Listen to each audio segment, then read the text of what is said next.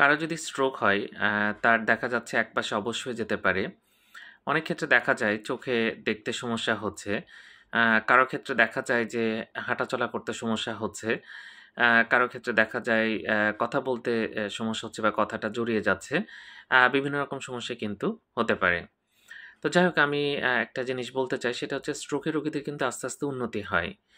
এটা মাথায় রাখতে হবে। এটা সময় লাগে এবং ব্রেনের যে অংশটা নষ্ট হয়ে যায় সেটাতে কিন্তু আস্তে, আস্তে আশেপাশ থেকে আরো বিভিন্ন নিউরন তাদের মধ্যে কানেকশন তৈরি হয় যেটাকে আমরা নিউরোপ্লাস্টিসিটি বলি এবং এভাবে করে কিন্তু রোগীরা আস্তে, আস্তে ভালোর দিকে যায়। এইটা ১ম কয়েক মাসে বেশ দ্রুত ভালোর দিকে যায়। অনেক সময় কিন্তু ১ বছর ২ বছর পরেও কিন্তু এই প্রক্রিয়াটা চলতে থাকে এবং ব্রেনের যে অংশটা নষ্ট হয়ে যায় সেই অংশের কাজ আশেপাশে বিভিন্ন যে টিস্যু থাকে বা নিউরন থাকে সেগুলো কিন্তু আ আ তারা কিন্তু এই কাজগুলো করতে শুরু করে। তো যাই হোক এটা স্ট্রোকের রোগীদের আস্তে, আস্তে ভালোর দিকে যাওয়ার কথা। সেটা না গিয়ে যদি আস্তে, আস্তে দেখা যাচ্ছে খারাপের দিকে যাচ্ছে, তখন খুব দ্রুত ডাক্তার দেখাতে হবে। সেটারও কিন্তু কিছু কারণ আছে। ধন্যবাদ সবাইকে।